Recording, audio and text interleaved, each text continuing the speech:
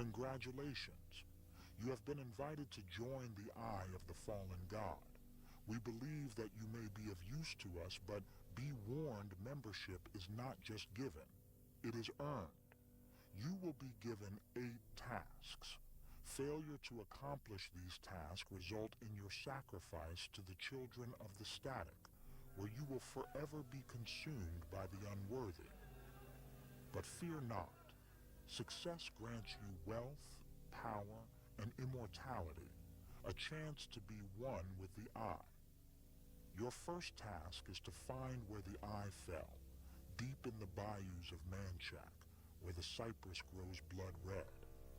Meet us on the 8th hour on the 8th day in the 8th month. Understand, there is no refusal to this honor. You will join with us or be consumed by oblivion for all eternity. We look forward to meeting you very soon.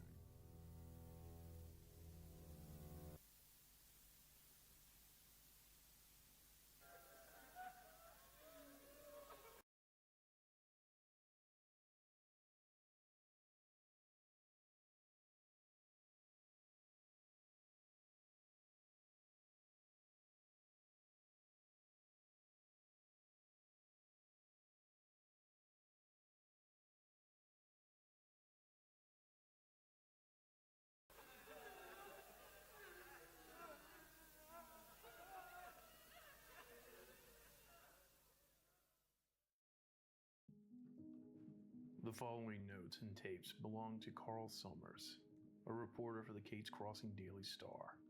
He was found dead in his apartment Thanksgiving Day, 1994, after spending the better part of a decade investigating a cult called the Eye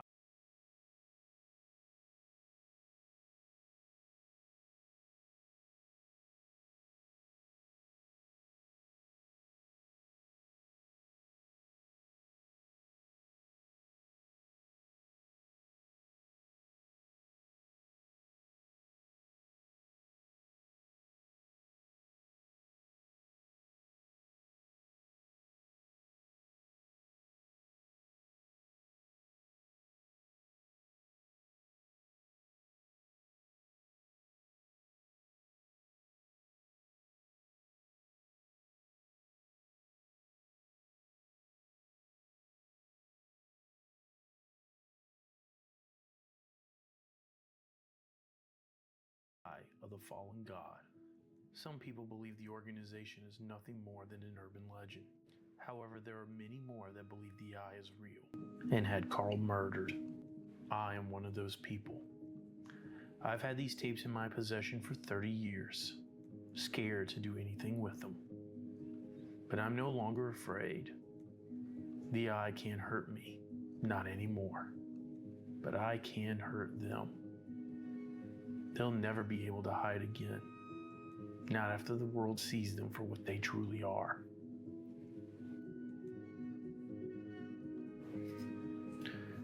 Chris, if you're reading this, I'm sorry. It means the investigation ended the way I figured it would. I'm dead. Now it's up to you to finish what I couldn't. Take my notes, publish them. You need to expose the Eye. Keep these monsters from destroying more lives. It might mean you'll end up like me, but this is why we got into the news. To inform people, save people, make a difference. Last time we spoke, you didn't believe me. You were convinced I was chasing an urban legend. I think after looking through this material, you'll change your mind. July 19th. It worked.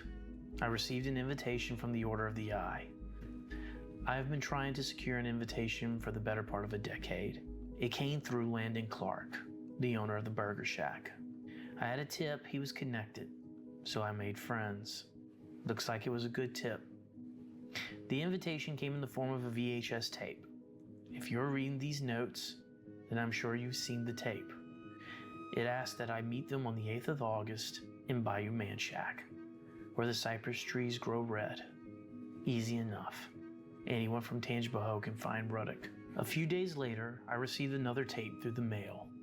There was no return address, and it was labeled The Pledge.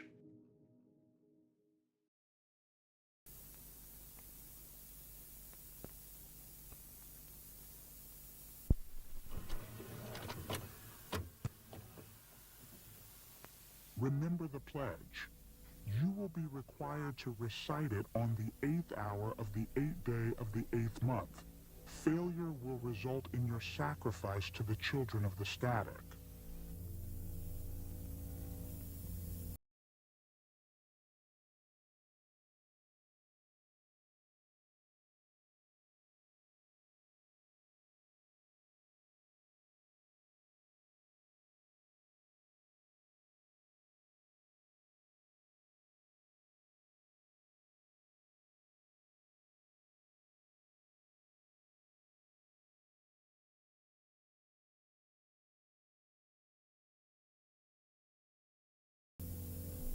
I swear to embrace the vision of the fallen eye. I pledge to serve with unwavering commitment, and in all my endeavors, I will strive to do the will of the eye, even if it means my death. I surrender my fear because I am always seen. I have nothing of worth except my body and soul, which I offer in hopes of finally being whole once more. Where I was one, I am many. We are the eye with many heads. This oath cannot be broken in this life or the next.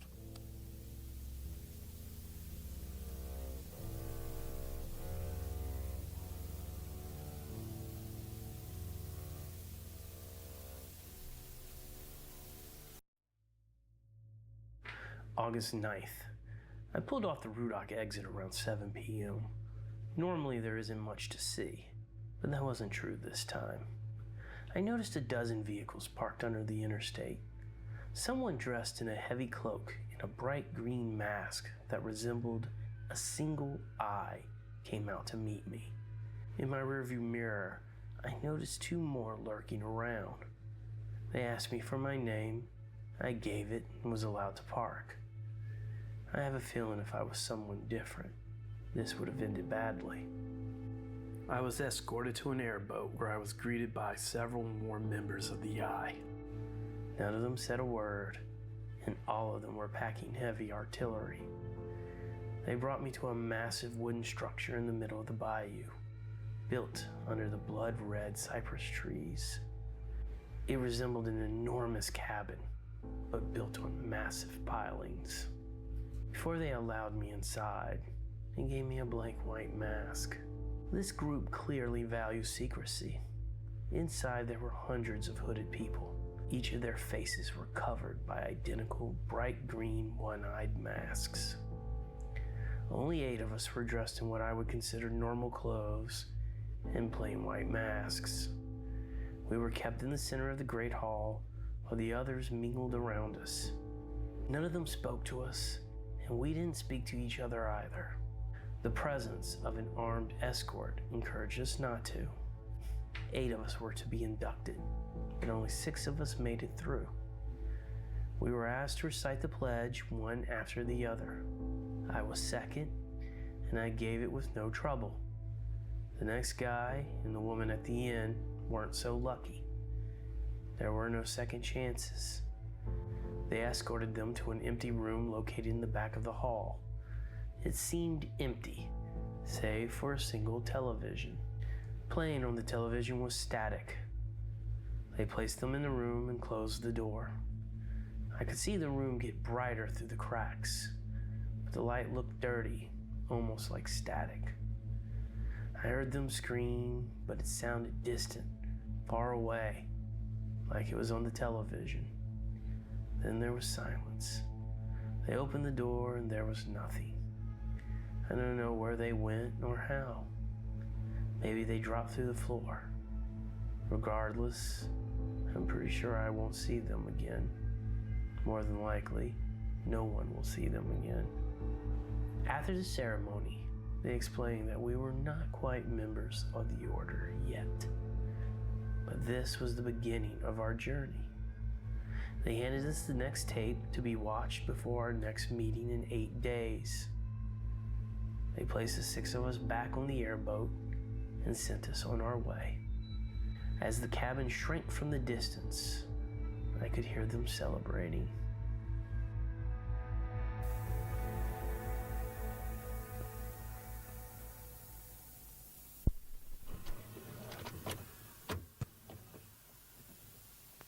Congratulations on giving your pledge. Don't forget those words. Any member who forgets their pledge will be fed to the children of the static. You have only taken the first step in your journey to be closer to the eye. Now, we must ask you to burn away your former life so that you can make room for your new one. In 8 days, you will meet with the Order again, and you will be required to bring something of importance, something that you care deeply about, something that is priceless only to you. You will cast it into the fire. If your sacrifice is found wanting, you will be cast into the fire instead. I trust you will take this threat seriously.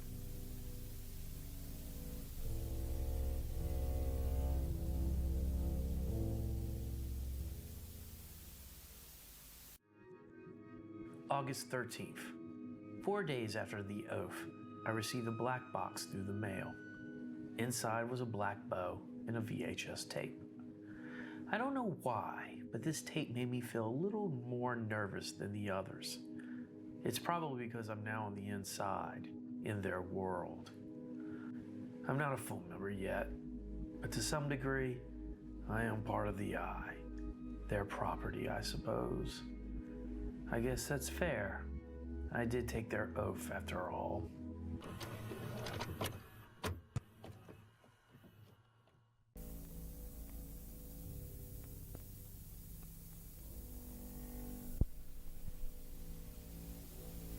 Hello, Carl.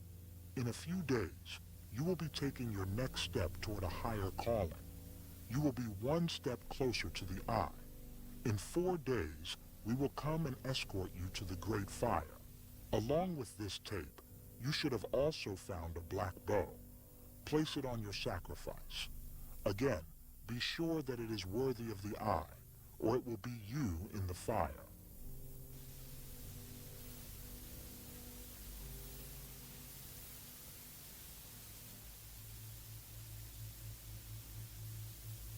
The Eye is definitely quick with their threats. I placed the bow on a small hunting knife given to me by my father. It was the last thing he ever gave me. I keep it next to a photo of him in my bedroom.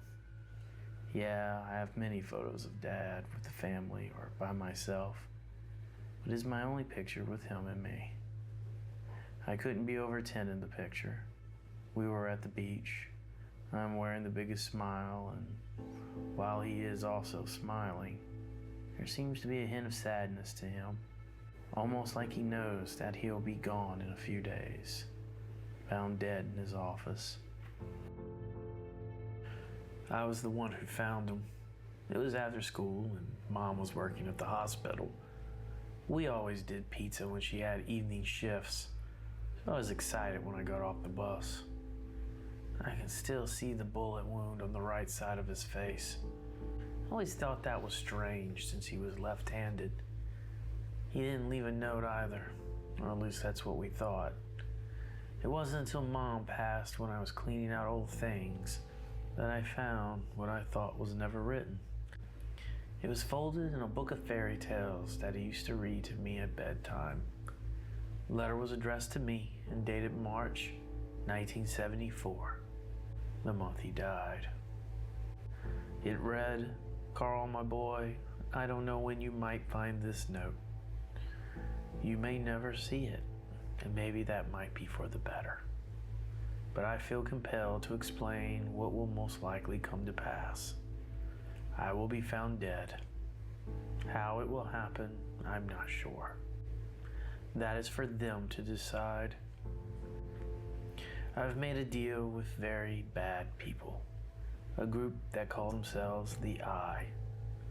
I thought helping them would help us all, but I see now they are evil and corrupt. And if I stay with them, they will corrupt you and your mother as well. So I've decided to expose them. If I am successful, you will never see this letter. If not, you might. I pray for the former, but fear the latter. Know that I love you, always. Your father, Walter Lane." There you have it, Chris. Now you know who I really am. Carl Lane. Not that the name should mean anything. My father wasn't famous. He was a manager in a finance company. My dad had notes hidden through his library. I didn't get the full picture, but I was able to piece together enough to get me started. Started on a journey that would lead me to discover my father's murderers. Now I'm one of them. I wonder if my dad would be ashamed. No, I'm not one of them. I'm the poison pill they don't know they've already swallowed. But that's why I changed my name to Summers. Created a fake identity. I obviously couldn't take the chance that they would recognize Lane. And I doubt they'll connect me to him. Enough time has passed. I'm banking that they've forgotten about him. Too arrogant to recall a life they snuffed out 20 years ago. I don't remember when the eye came for me. I was watching television alone in my home. The doors were locked. I know. I double-checked.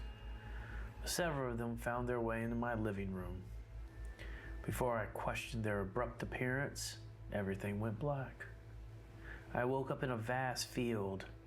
It seemed like a different part of Louisiana, somewhere far from Kate's Crossing. Again, we had masks on and were told not to remove them under the penalty of death. We were escorted to a large pit. In it was the hottest fire I have ever felt. It was like staring down a hole straight to hell. We were surrounded by hundreds of members of the Eye. They were spectators to this ceremony. Each of our gifts were laid out in front of us, wearing their black bows.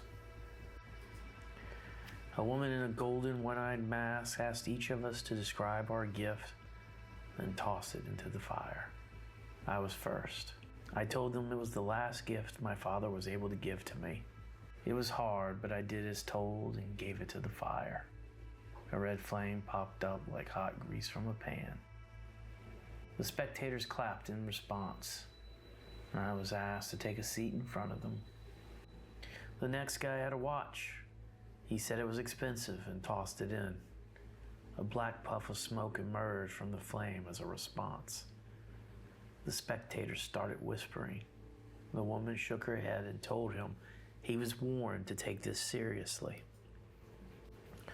Two large masked figures approached him from either side, grabbed him by the shoulders. He begged for a second chance. My instincts nudged at me to help him, but I know what these people are capable of. They slung him into the open flame. I could hear his screams as he fell through the fire.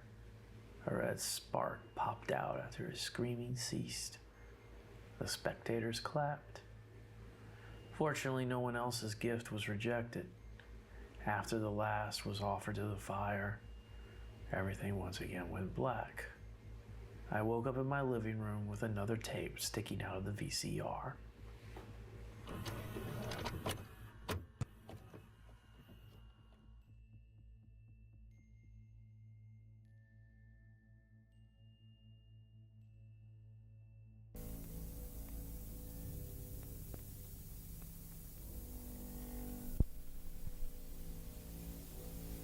It is time to extinguish the flames of your former life. The water in our parish is very special. It is blessed with the blood of the eye, but it unfortunately is diluted by the enemy. In 8 days, you will be brought to its most pure source, where you will allow the waters to nourish you. It will feed your body and your soul. With every drop, you will get closer to us, to the eye. Afterwards, a piece of the eye will grow inside you, develop, live with you, join with you, transform you into one of our many eyes. Do not fear this step. Embrace it. It is by far the most important, the most necessary. Welcome my brother to the eye.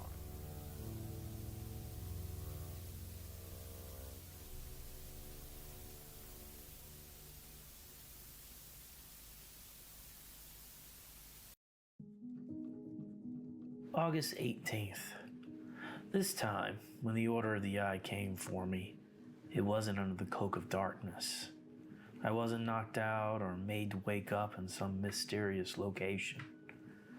No, this time I was escorted to the next part of the initiation by a friend, or someone I was pretending to be friends with. It was Landon Clark. I greeted him, and he hugged me, called me brother. I could tell he meant it. His grip was tight, like family. It reminded me of how my dad hugged me. After today, you're truly one of us, he said. The water is the most important part. His blood, his eyes, will forever be a part of you. We'll all be one. Drinking anything's blood didn't sit well with me, even if it was metaphorical. But I knew better to not say anything. Landon took me to the abandoned Tangi water treatment plant, the one that was bombed by terrorists a few years ago. From the outside, it looked unsafe, like it was barely standing. I never could understand why they didn't knock the place down, especially after they established the new location. Once inside, it was clear why this place was still here. It was decorated with symbols of the eye. It felt like an abandoned church. And to them, the eye, I suppose it was. At the bottom floor, there was a cave, and we went deeper than I thought was possible this far south. At the bottom, there was a pool of water. It glowed bright blue, bright enough to illuminate the entire cave, bright enough for me to see it wasn't rock we were standing on. It was way too soft. It felt like flesh.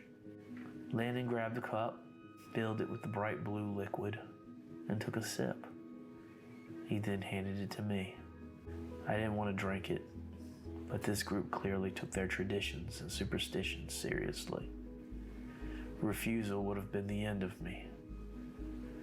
As the liquid passed my lips and down my throat, I instantly became energized, refreshed. This was the best water I'd ever had. He took the glass and filled it again. He drank, then handed it back to me. Drink as much as you'd like, he said, because you won't be able to taste it again until you bring another into our ranks. We drank our fill, then he brought me home. He left me with a tape and told me he'd see me soon.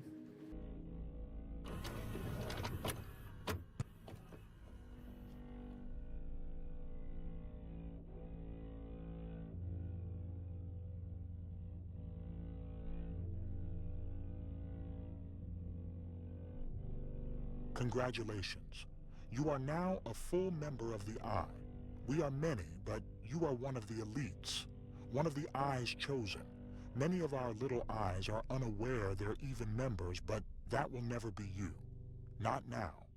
Never again. You will forever be in control of your destiny. Come and celebrate your ascension. Meet with your brothers and sisters. Meet with your new and forever family. Join us at our celebration and witness the fruits of our sacrifice.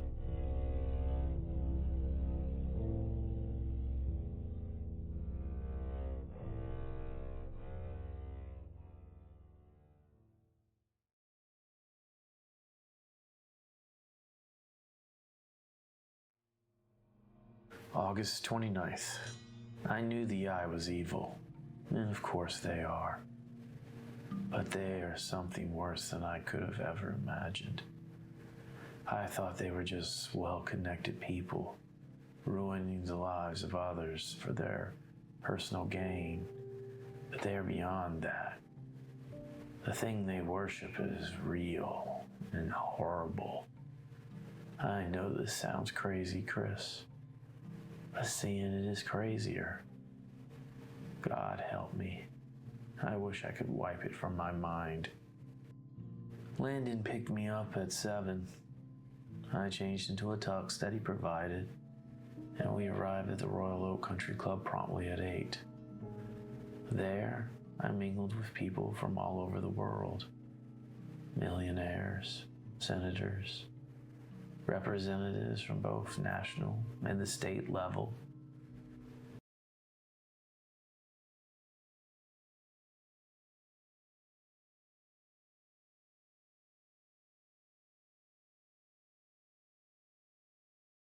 I saw Mayor Watts too. I even had a chance to speak with Big Bear Dunnington's oldest son, Franklin Dunnington. People I had no chance of knowing or meeting welcomed me like a brother. But seeing these people didn't surprise me. Some of them I actually expected. But there were thousands of members there. So many people. I didn't have a chance to meet everyone. I have no doubt they chose this place because it's heavily secluded. Miles of trees and swamp in every direction. The country club has a massive hall that can easily house 500 people, but that didn't matter. We were outside in the clearing behind the club, which can occupy thousands. At the far end of the clearing was a gigantic lake. There were 20 to 30 tables near the water, all of them filled. It looked like a different party. There was a row of lanterns that separated our party from theirs. Landon warned me not to go near them. Don't cross the row. Everyone that I need to know was on this side, he said. 15 minutes before midnight, we gathered toward the lanterns. The people in the other party must have sensed how awkward this seemed. A few waved us over, but we didn't budge. Finally, one of them came toward us. But before he could take more than a couple of steps, the ground shook. I was about to find out why I was supposed to stay on my side of the party. A gigantic one-eyed serpent-like creature emerged from the water. It stared at the poor people near the lake. Some of them tried to run. Safety was too far away. Everyone on the other side was sucked up into the air and toward its eye, which also seemed to work like its mouth. I was able to sneak one photo of the creature here.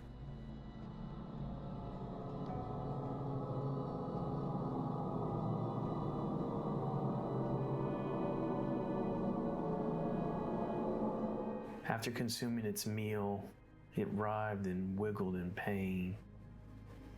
I could hear a moan come from the creature. A stream of vomit erupted from its eye and toward the ground. And after it was done, it disappeared back into the water. We approached what I thought was its waste. Maybe that was what was left after it ate those people. But I was wrong. The pile of vomit was moving, or at least trying to. It was eyes the size of baseballs. The older members raced toward the pile, picked them up with the care you'd place on a child. They rejoiced. The eyes blessed us and returned to us our brothers and sisters.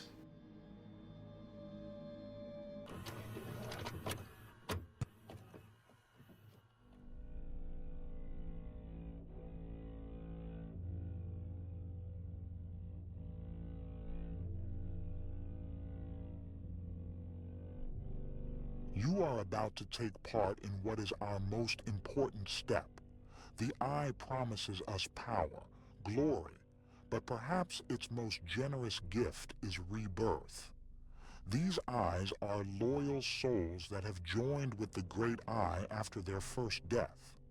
Now, these loyal members are being rewarded by being given a second chance in life, a new life given by the eye. Our job is simple. We place these eyes into objects such as stuffed animals and toys. We then find victims and give them these gifts. And in a short time, the eye, our friends, will latch onto the soul of these new bodies and be reborn. This is the promise of the eye. This is our promise to you.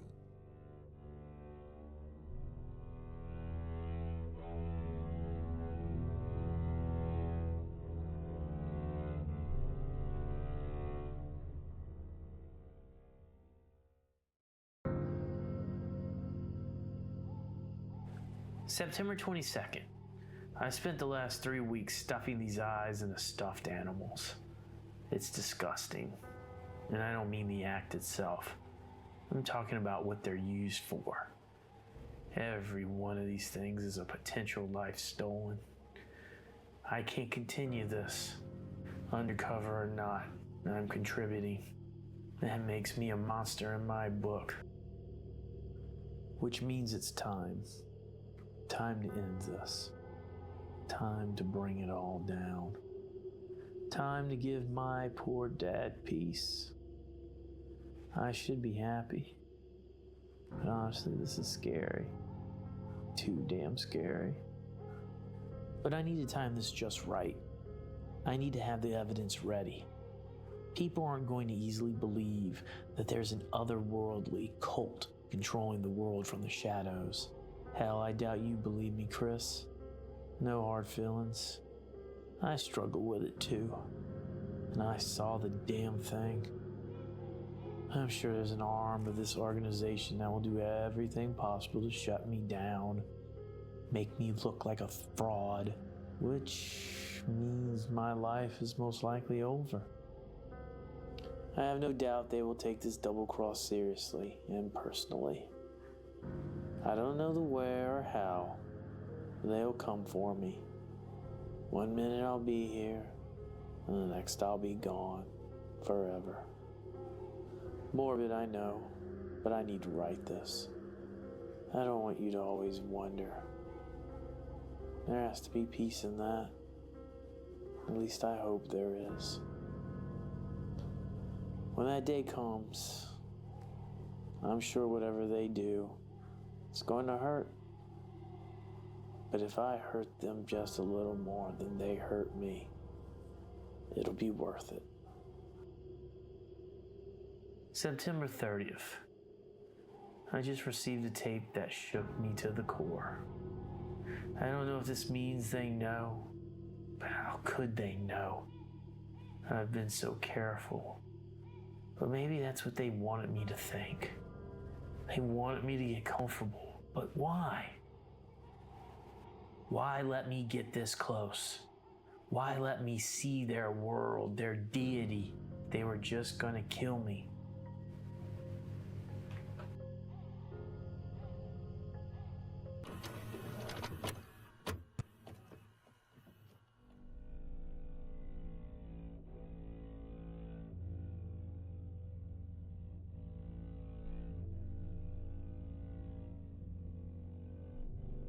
I hope this tape finds you well.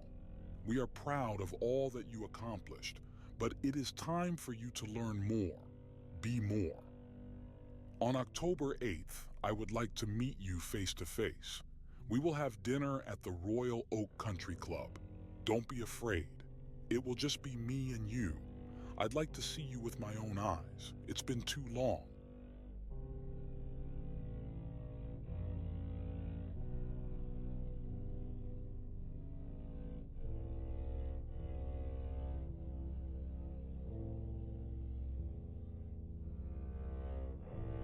I don't know why, but when someone tells you don't be afraid, it has the opposite effect. I can't help but think of all the gangster movies I've seen. You show up to eat, but you end up dead. Maybe I'm overthinking it, but it's easy to be paranoid when you know that you're up to no good. No, this has to be something else. But that doesn't mean whatever this is isn't any less dangerous or deadly.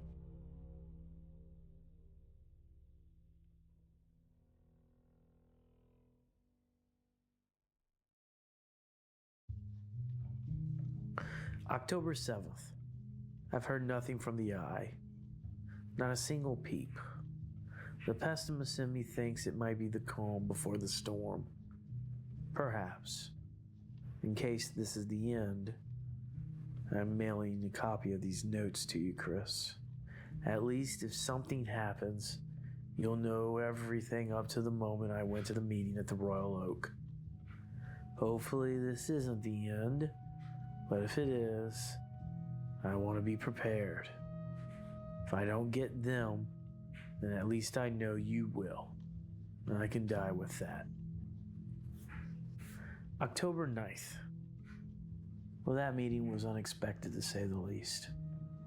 I'm still here for the moment, so at least there's that, right? I met with a Mr. Vint. I don't think he was much older than me. Something about him felt much more mature, yet familiar, kindly. We spoke for somewhere close to 3 hours. It was less business than I expected. I felt like I was catching up with an old friend, or cousin, or something similar. He asked a bunch of personal questions, mostly about my mother, growing up, life, and college. Nothing about why I joined the Eye, which I thought was odd. But maybe they don't ask questions to things they think they already know. I kept it as true as possible, easier to keep track of the lies. The meeting concluded with me being promoted. They want me to manage the Eye's affairs in the northern part of the parish. They're grooming me to possibly take over a bigger territory in the future. Unbelievable. I guess the time isn't right to expose the organization. Think of the access I'll have in a leadership role, what I can learn. This could be real power to effectively end the Eye once and for all. October 15th. Today I was briefed by North Shore Research's Internal Review Board. All of them are loyal members of the Eye, of course. They informed me of their advancements in artificial intelligence and their plans to release a genetically modified version of advanced Tinchbahoa encephalitis into a small town. They were deciding between Springfield, Laplace, and St. Roch. We need to make sure this doesn't happen. October 18th. The folks at North Shore introduced me to their artificial intelligence, Prophet. They claim it was a gift from the Eye. Nasty thing. You can feel its disdain for humanity through the computer monitor.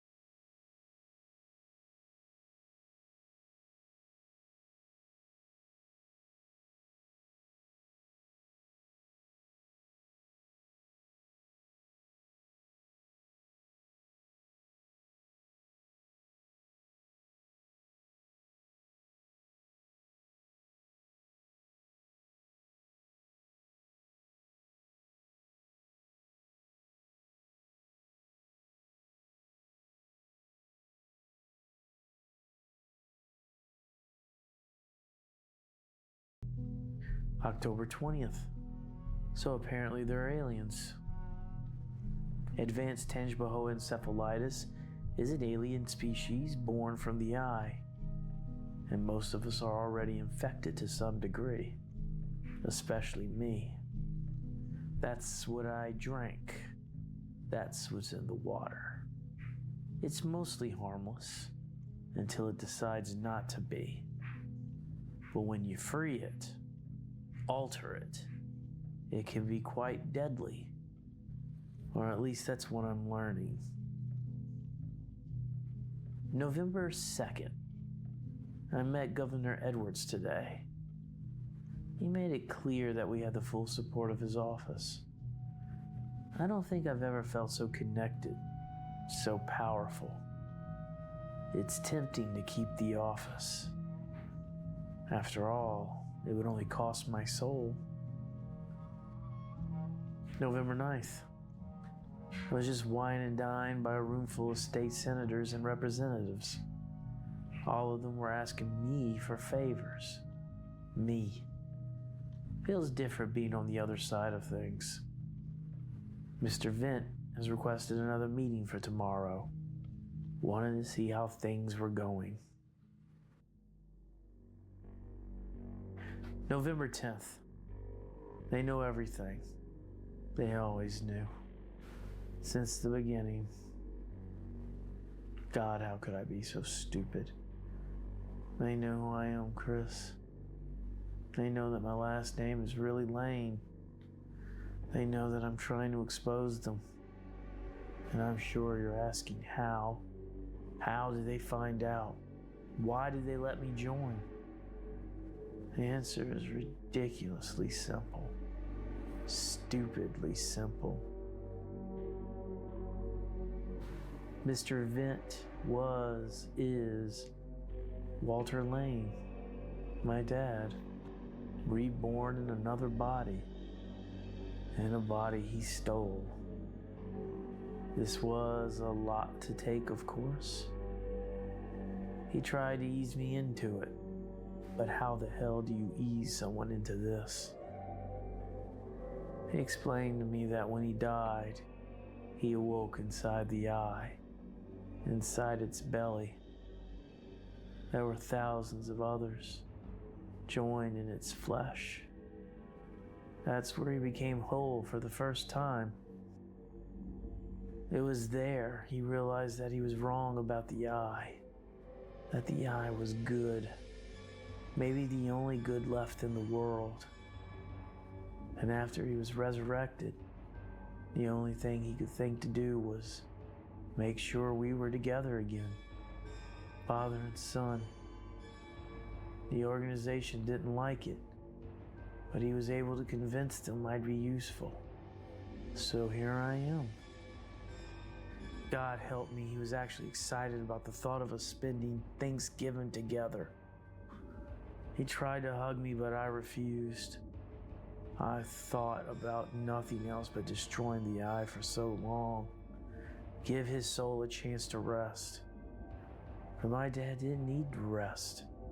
He's one of them. But is he really? He felt like my dad.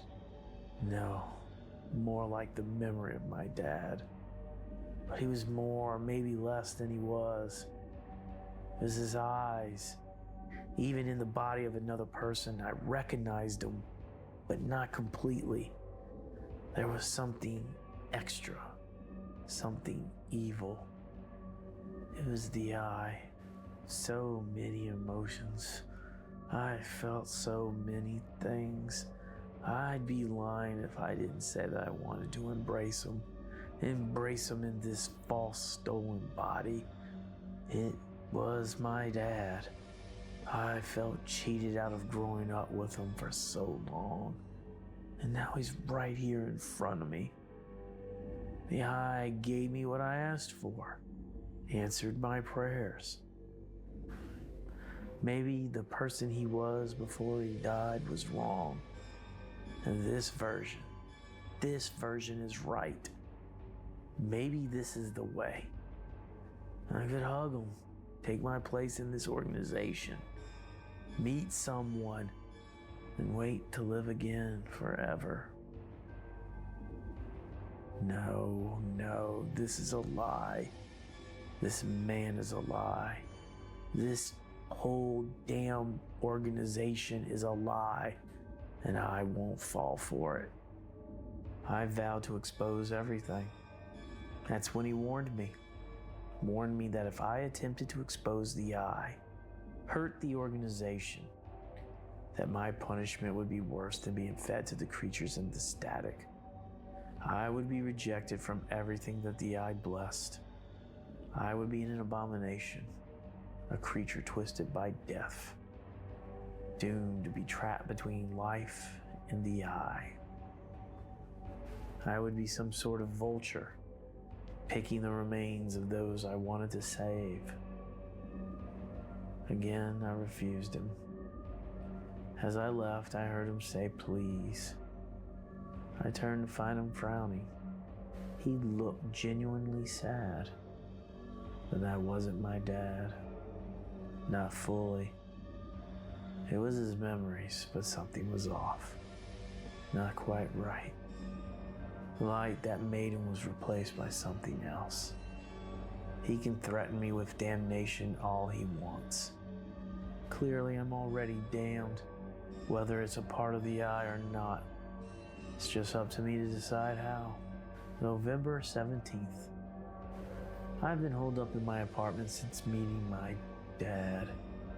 He's called at least a dozen times, begged me to reconsider. I haven't answered. I won't. I've hung up every time. November 19th. I'm almost done with the article. It doesn't read like the news, more like a crazy horror movie.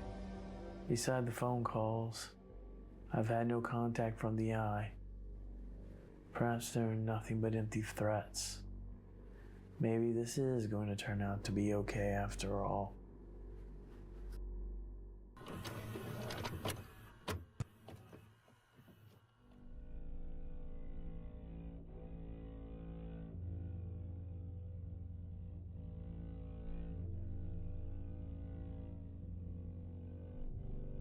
I am disappointed, son, that you cannot see beyond your hate, but I realize that this hate is partly my fault. I left you believing a lie. We can still be a family, Carl. The time we lost is a fraction of what is promised. We can be an eternal family joined with the eye. But time is running out. Please don't refuse this gift. The eye is generous but easily angered. You don't understand what's going to happen if you continue to reject your vow. Your body will be broken. Every bone will be twisted and turned. Your eyes pushed to the back of your skull.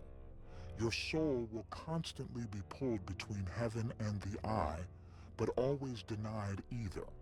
You will be forever upside down, seeking the flesh of whatever prey you can scavenge.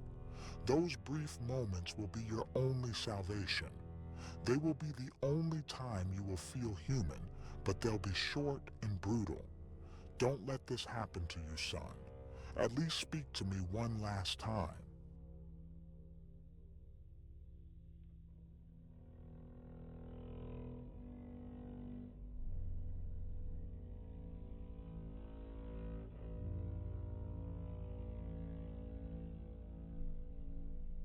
November 24th. My arm is broken. I can feel my bones twisting, losing vision. Make them pay. Please.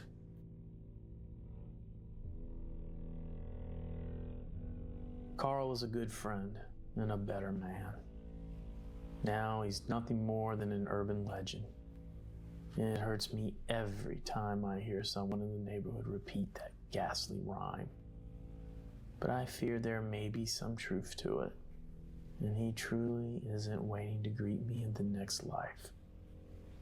I was scared for so long to make good on our promise, but mortality has a way of making us heroes in the end.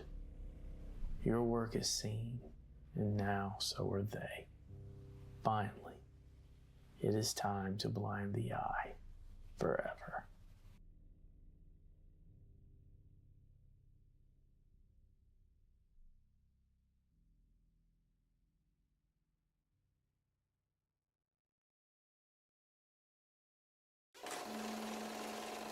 Have you ever heard of the inverted man? If not, then allow me to tell you everything I can. He flies above us unassisted. His bones are broken, his neck is twisted. He's always pointed toward the ground.